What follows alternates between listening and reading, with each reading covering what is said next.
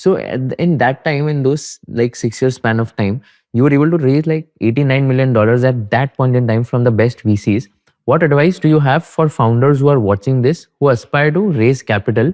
And what do you think worked out for you? Like, how do you pitch to investors? What are some questions they ask? If you can give some examples, how did you answer them, which gave you a check of $89 million? That'll be very helpful. So one is, I think the important thing is in this particular aspect, if you look at it in a very systematic fashion, one is to understand where the market is and what is the need in the market, and make sure that you have a very good idea what is needed in that particular segment of the market. So we saw that there were 3 different networks.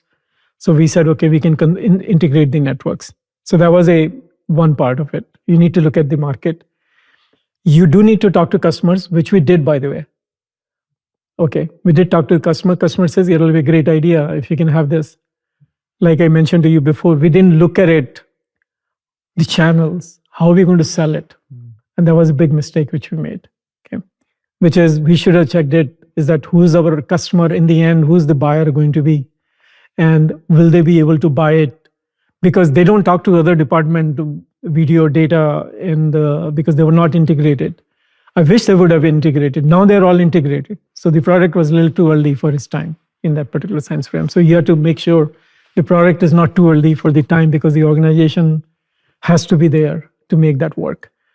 Other thing which is very important is you need to make sure you have the people. A lot of startups fails because they fight among themselves. Somebody says I'm going in left, somebody says I'm going in right, and you need to have a same vision. You need to make sure you execute as a one flawless team, and people need to have a responsibility distributed, not like everything is choked into one particular area and stuff like that. So that is very, very important.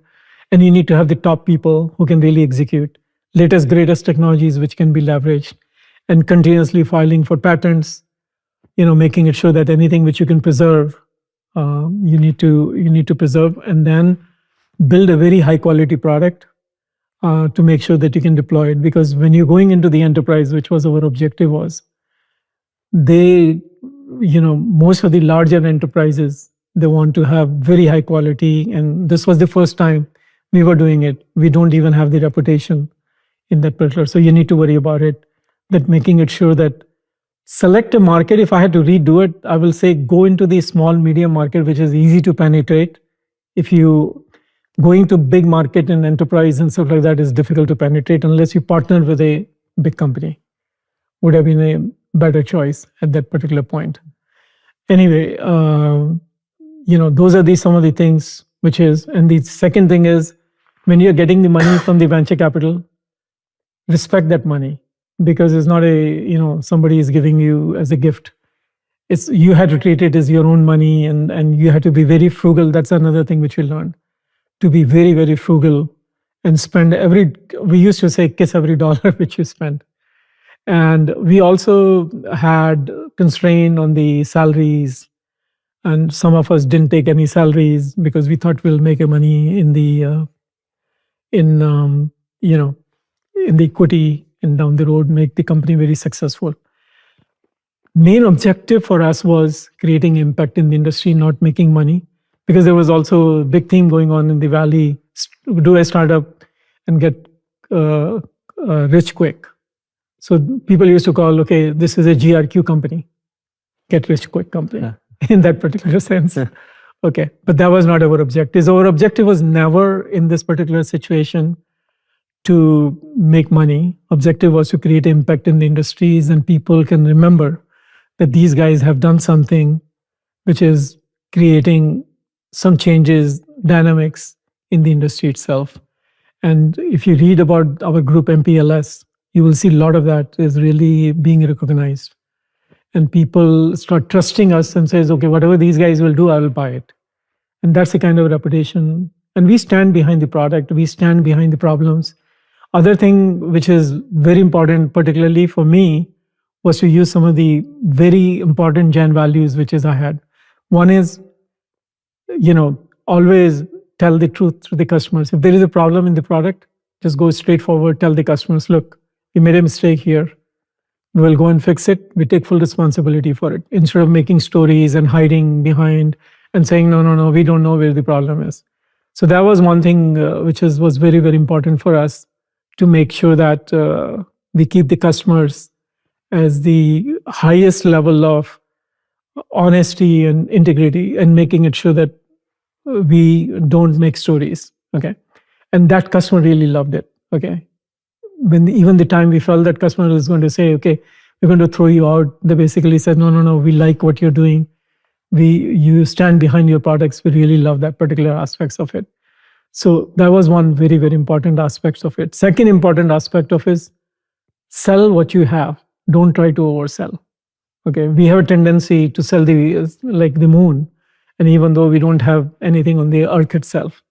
So you need to understand this, that you don't think yourself, if you have a even successful track record before, you need to ground yourself. And don't think like I'm a star in the sky. I think just look at the ground and look at the horizon and be grounded in that particular fashion. I think this is very, very important thing, which is we learned out of this particular thing. And that make the customer feel that, they want to work with you. Third thing is, you need to make your margins, you need to make sure something, but don't gouge the customer. Okay.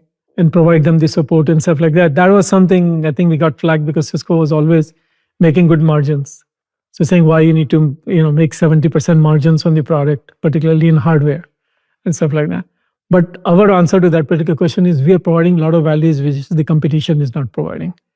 And as long as you continuously have the value, you can demand the market, your value. And all the thing which we had done in any of these startups is value based. Look at where the current market segment is. Look at it, what differentiations you can bring it, what value you can create, and make sure those values are meaningful to customers and get their feedback. Talking to customers on a constant basis when you're doing a development is the most important thing you can have, because market can change, dimensions of the product, maybe there's other competition comes into the market.